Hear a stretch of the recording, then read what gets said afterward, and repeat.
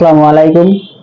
এই আপনাদের সামনে যে মুরগির বাচ্চাগুলো আপনি দেখতেছেন, সেই মুরগির বাচ্চাগুলো বয়স আজ 2 দিন। বিগত 2 দিন ধরে আমি এই বাচ্চা কয়টা আনিছি।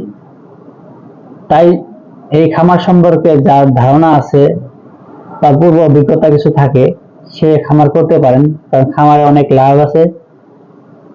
আমি আশা করছি এই খামার থেকে একটা নিবনুয়া সমস্যা দূর হবে বলে আমি আশা রাখছি।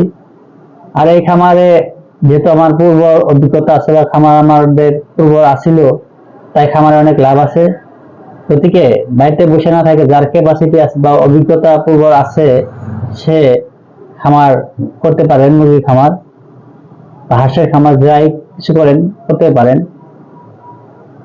এই খামারে অনেক লাভ আছে, গতিকে আপনারা খামার করেন, কারণ একটা খামারে নিবনুয়া সমস্যা দূর করবো বলে আমি আশা রাখছি।